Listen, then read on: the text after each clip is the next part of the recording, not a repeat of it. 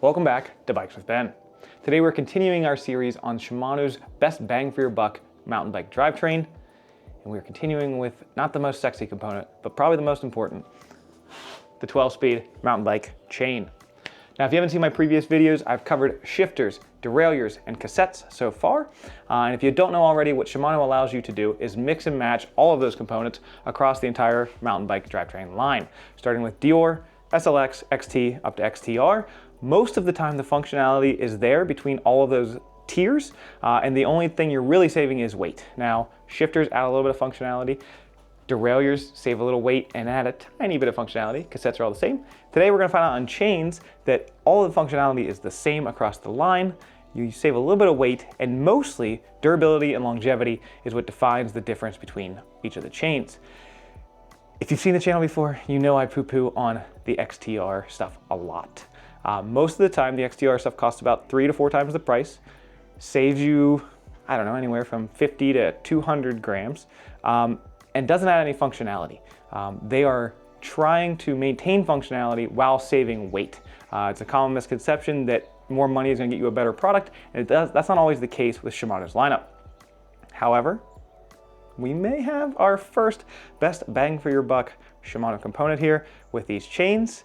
Let's clear off this wall behind me, and we will use the magical powers of video editing, as we do always, to show you my intro and to break down all the statistics about these Shimano chains. Let's go.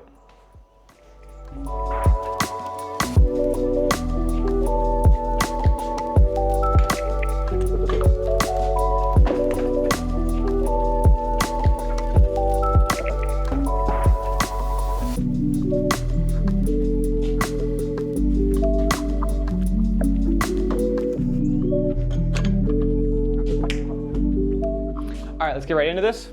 As always, we've got Deore, SLX, XT, and XTR.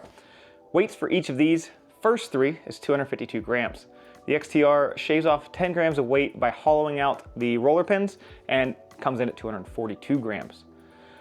Cost of each of these starts at $26 for Deore, $35 for SLX, $53 for XT, goes up to $58 or $59 for the XTR at the time of filming. All of the Amazon links for all of this stuff is linked in the description below. It's also in the handy dandy sheet that I put together for all of these videos. It's a Google Doc, there's a link for that in the description as well.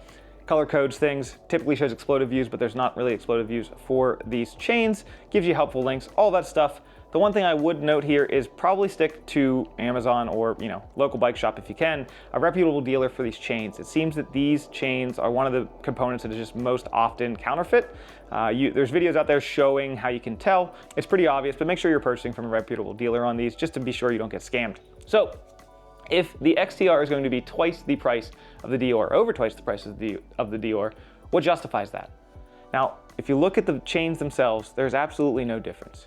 I thought for sure I would see more flex, worse tolerances in the Deore. I thought I would see, grittiness, or I could feel the difference. I would see, anything. I thought that I would be able to tell. I could not tell, other than the XTR having the hollow link roller pins, whatever you want to call those things, to save that 10 grams of weight. You can tell in XTR if you're looking at it. The Deore, SLX, and XT, and XTR, if you cover the holes, there are no differences that you can see while looking at them. The differences come in, according to Shimano, from what each of the parts of the chain are plated with or coated with. There are the inside link, inside plate, the outside plate, and then the roller bearings themselves, or the rollers themselves. The outer plate is coated on the Deore. They just say gray. I don't know if that means it's uncoated or if it's some other coating process that's just a lower end. For the SLX and XT, those are gray as well. Only the XTR has the Siltec coating. Now, Siltec is Shimano's proprietary fluorinated, it's an embedded fluorine product that makes friction really low and helps with, obviously, changing gears, pedaling, all that kind of stuff. You'll get less wear if you have less friction. Onto the inner plate, you have brown on the Deore, Siltec on both, no, Siltec just on the SLX, then you've got chromizing on the XT and XTR. Now, chromizing is, again, another plating technique, not a coating technique, that injects or embeds chrome into the steel to make these more durable and last longer. Don't quote me on that. I'm not a chemist or a metallurgist of any kind, but That's what Shimano is telling us. Finally, you have the roller itself. Deore, SLX, and XT say they have nothing coating the roller. You use Siltec on the XTR components. So XTR does have better coating. It's either Siltec or chromizing on all of its parts, where some of these lower end ones, especially the Deore and SLX, don't have the coatings that the XTR does. What does that mean for long-term durability, longevity of these chains?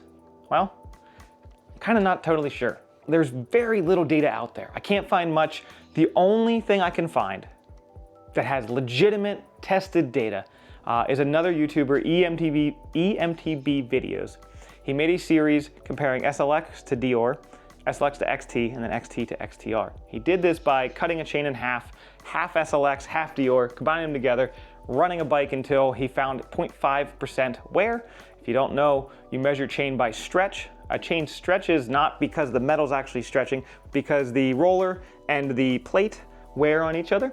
The hole gets sloppier. And now if you do that a bunch of times and stretch it over the length of each link, you have a stretched chain.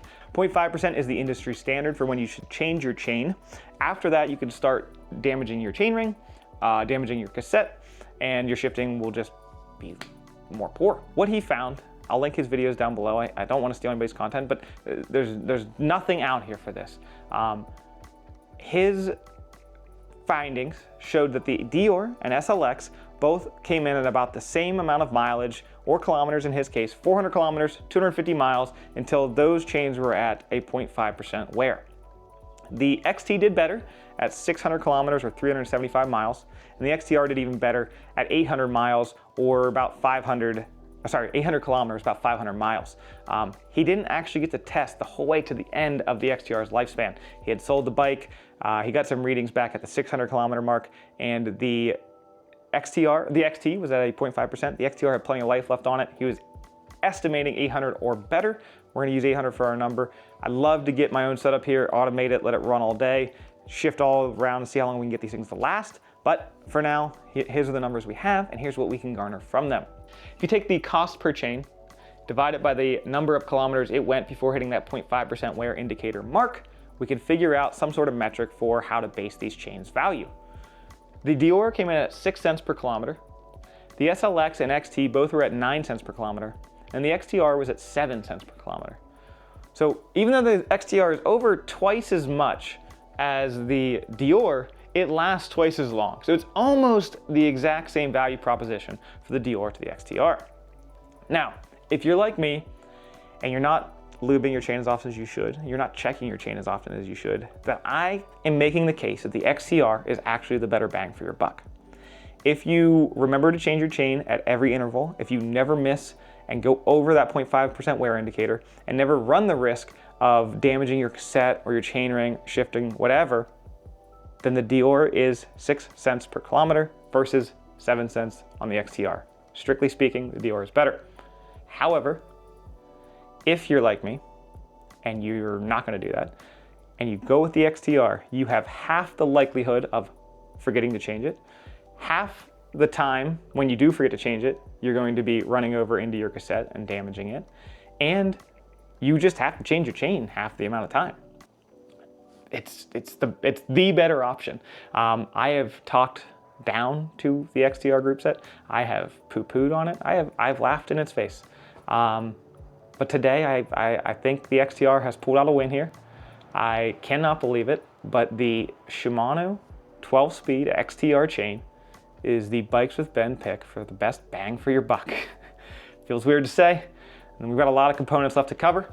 In the next videos, I think we're heading next to hubs, and then we will jump into crank arms, maybe front chain rings. Brakes are coming. I am ordering a frame in the next couple weeks. I think it'll be here in May, and I'm going to build up a hardtail build with all of my recommendations. We will see how it operates. Until then, please subscribe if you haven't. Please like this video, and look forward to the next one, I think on hubs, coming soon. We finally got some nice weather. I love it. I'm so excited. I'm going to go out and ride this weekend. I hope you all have fun as well. See you soon.